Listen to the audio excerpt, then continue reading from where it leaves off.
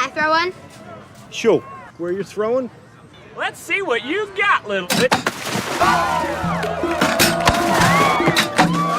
My Lord! In a university lab in East Texas, two 9-year-old twins sit across from researchers running a cognitive study. The boy answers physics questions with the bored certainty of someone who knows he's the smartest person in the building. Then they test the girl. She reads facial expressions the boy can't identify. She picks up on a dynamic between the two researchers that the adults themselves haven't acknowledged. She tells one of them, casually, that the other doctor stares at her when she's not looking.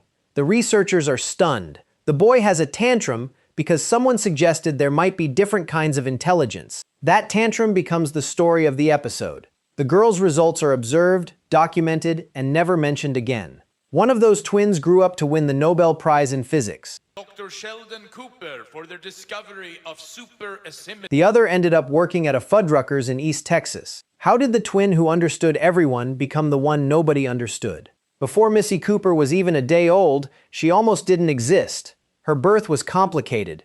There was a real chance she wouldn't survive it. Mary Cooper, terrified of losing her newborn daughter, turned to prayer. Desperate, bargaining, on her knees prayer. And Missy lived. But something else was born that day. Mary's relationship with God deepened into something absolute. The crisis of nearly losing Missy cemented a faith that would grow into the defining force of the Cooper household. The rigidity, the church attendance, the belief that God's plan governed everything. Missy's survival created the very version of Mary that would later make her daughter feel invisible. The girl who almost died at birth spent the rest of her childhood paying the cost of being saved. The Cooper household in Medford, Texas ran on one axis, Sheldon. Not because anyone chose to make it that way. His needs simply consumed everything. He couldn't ride the school bus. He couldn't tolerate the wrong food at dinner. He required specific temperatures, specific silence, specific everything. And the family adapted, the way families do when one child's needs are loud enough to drown out everyone else's. Mary Cooper drove Sheldon to high school when he was 9. She negotiated with his teachers. She restructured the family's schedule around his routines. She loved all 3 of her children. But love and attention aren't the same thing, and Missy could feel the difference. Here's what makes this harder to watch than a simple neglect story. Nobody in the Cooper family was trying to hurt Missy. Sheldon wasn't stealing her childhood on purpose. Mary wasn't intentionally withholding affection. George Sr. wasn't deliberately choosing favorites. The family's attention was a finite resource, and Sheldon's needs consumed most of it before anyone had a chance to notice what was left over. Missy shared a bedroom with her twin brother. She didn't get her own space, her own routines, her own identity separate from his. She was Sheldon's sister, not Melissa Cooper, not the girl who could read a room better than most adults.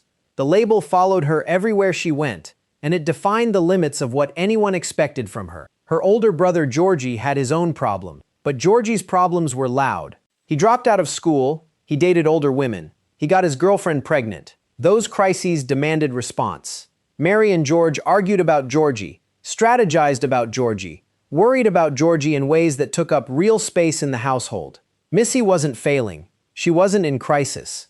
She was just there.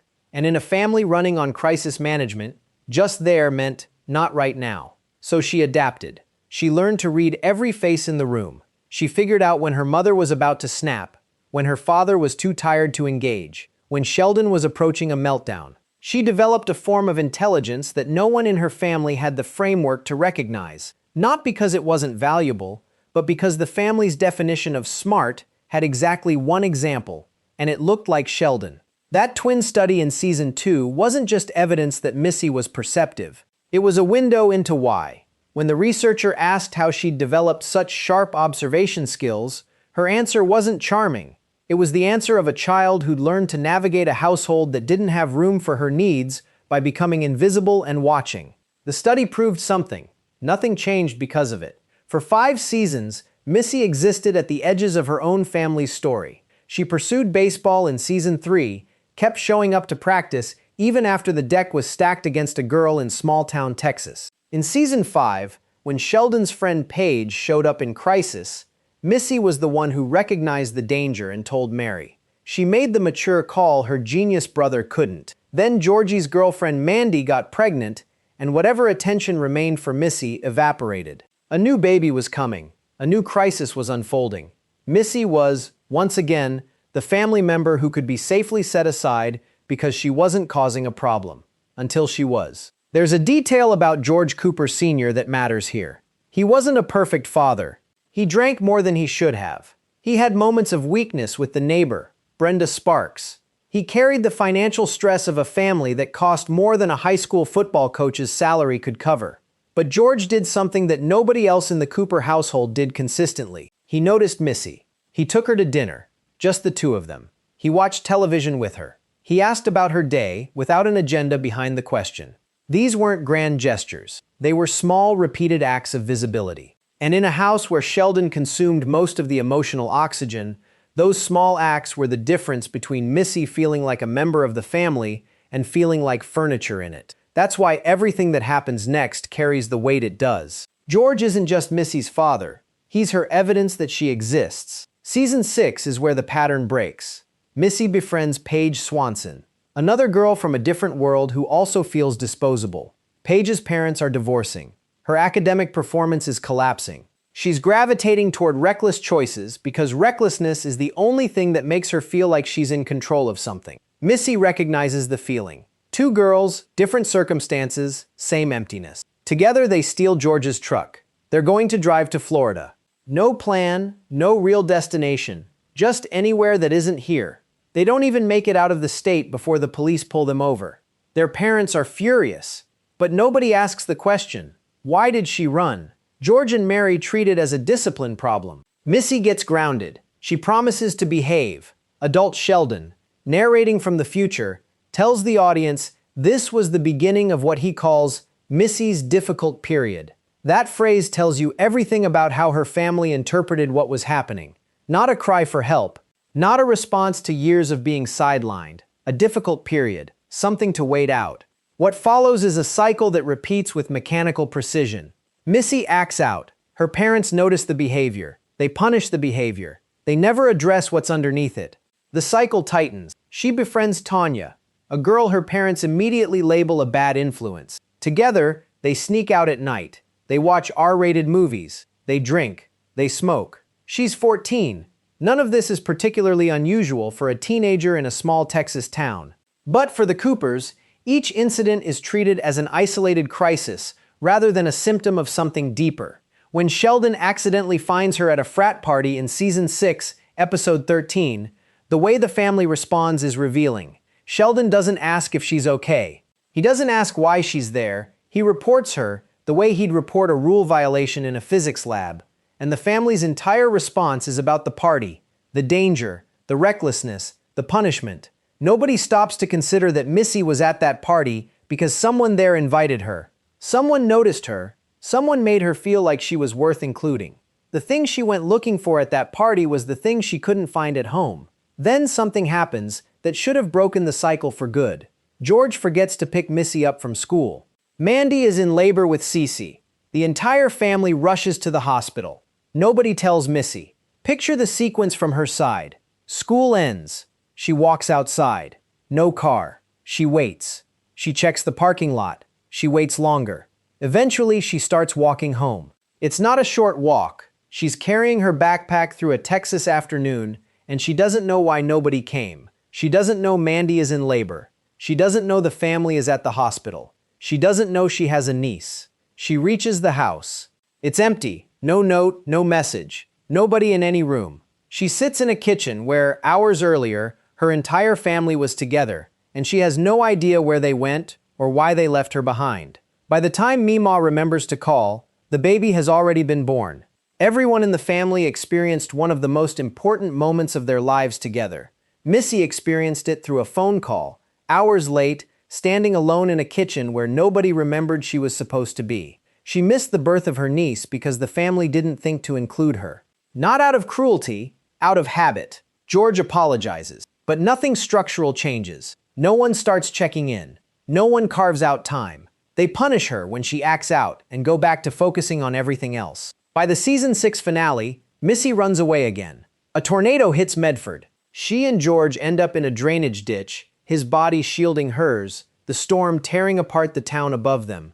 They survive. In the aftermath, shaking and soaked, Missy breaks down. She apologizes. George holds her and promises to be more present. It's the most important conversation they've ever had. Season 7 undoes it. When Young Sheldon returns for its final season, Missy is still sneaking around. She secretly starts seeing a boy. When George questions her about it, she lies and tells him the boy is gay. The show frames this as comedy. A season earlier, that same lie would have been a warning sign. A girl who's learned that deception is the only way to carve out space for herself. The same behaviors that Season 6 presented as serious, the sneaking out, the lying, the emotional withdrawal, are suddenly played for laughs. The tornado conversation, the tearful apology, the promise George made to be more present, none of it carries forward. The writers had spent an entire season building the most emotionally honest storyline in the show, and then treated it as though it hadn't happened. From Missy's perspective, this matters. If the one time her father truly committed to seeing her is followed by nothing changing, then even the people who love her can't sustain the effort of paying attention. That's a lesson, and it's the worst one she could learn right before what comes next. On an ordinary morning in Season 7, Episode 12, the Cooper family is talking about a family photo they're supposed to take that afternoon. George comes through the kitchen. He offers to drive Missy to school. She says no, she'll catch the bus. It's the kind of exchange that happens 1,000 times in a household and means nothing. A routine question, a routine answer. Missy doesn't know she's turning down the last chance she'll ever have to sit in a car with her father, to have 10 uninterrupted minutes with the person who made her feel real. She doesn't know that by the time the bus brings her home, everything will be different. He dies of a heart attack at work that afternoon. His colleagues come to the house to tell Mary. The show's creators confirmed they deliberately stripped every goodbye from that morning.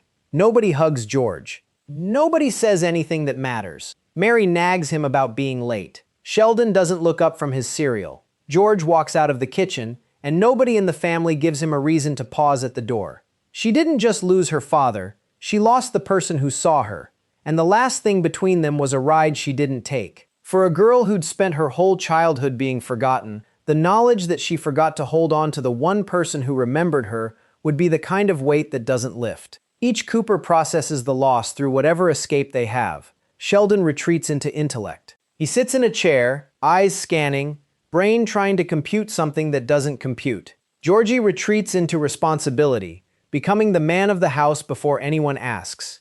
Mary retreats into religion, hardening into the zealous version of herself that Big Bang Theory audiences already knew.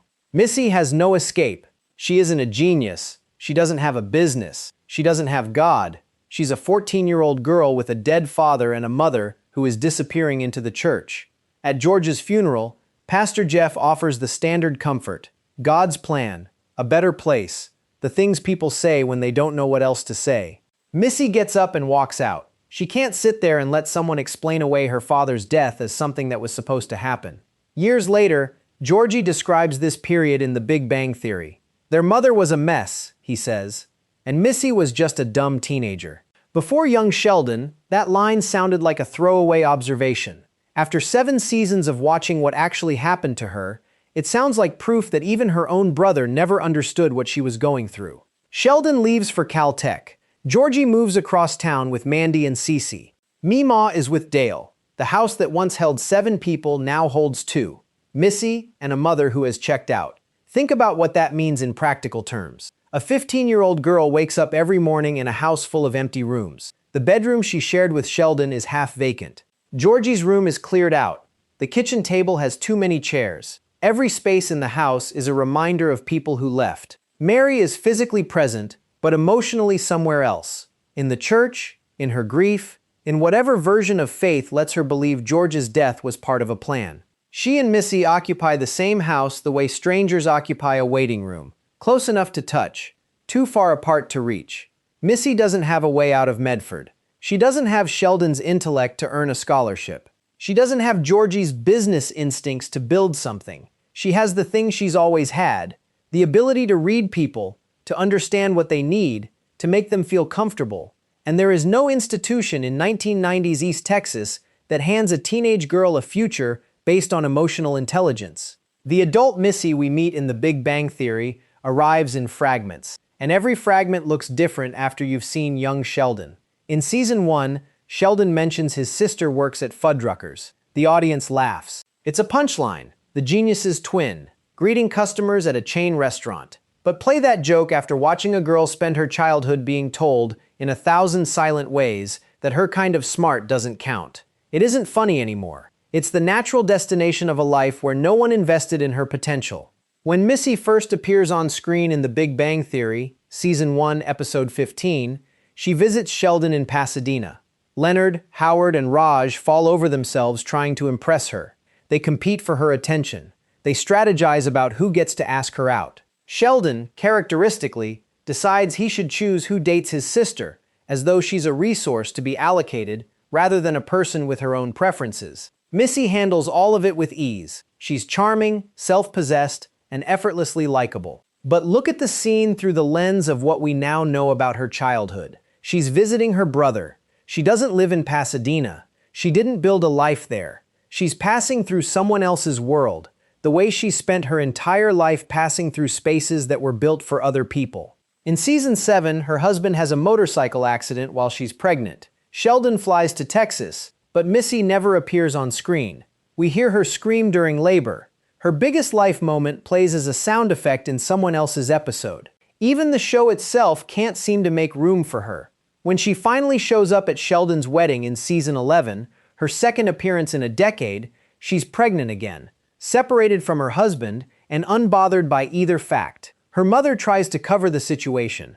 Mary tells Raj that Missy's husband stayed home to watch their older son, then adds, "So everything's fine," in a tone that means the opposite. Missy cuts through it. "We're separated," she says. No shame, no performance, just the truth, delivered the way someone delivers it when they've stopped caring what other people think of their life. Raj perks up. The moment is played for comedy, but consider what it actually reveals. Missy Cooper, at roughly 38 years old, is starting over.